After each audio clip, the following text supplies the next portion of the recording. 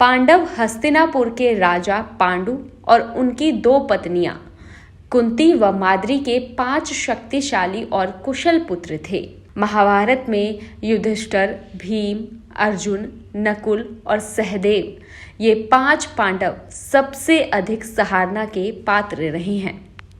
इनके जन्म की कहानी न सिर्फ दिलचस्प है बल्कि हैरान कर देने वाली भी है। एक बार राजा पांडु अपनी पत्नियों के साथ शिकार करने के लिए जंगल में गए।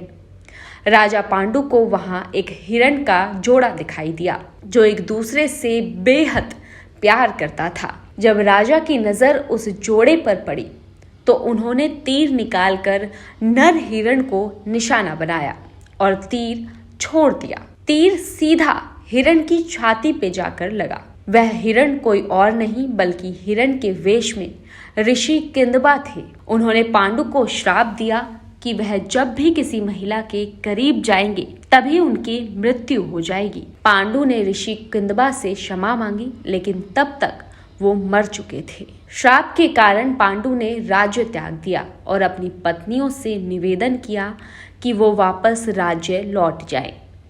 लेकिन उन्होंने मना कर दिया। कुंती और माद्री जंगल में राजा पांडु के साथ ही रहने लगी। उस समय उनकी कोई संतान नहीं थी।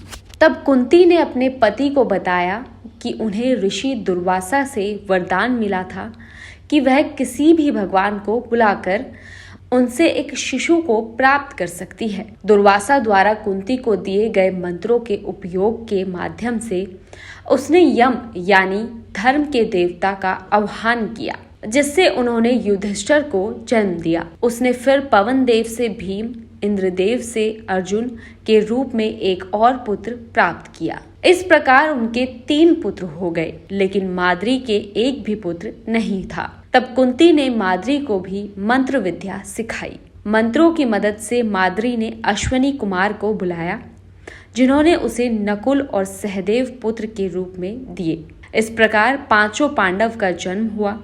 देवताओं से प्राप्त सभी पांडवों को देवताओं की तरह ही दिव्य गुण प्राप्त हुए थे। और ऐसी महत्वपूर्ण महाभारत से और धार्मिक रिलेटेड जानकारियां जानने के लिए बने रहिए हमारे साथ धर्म टॉक पर। धन्यवाद।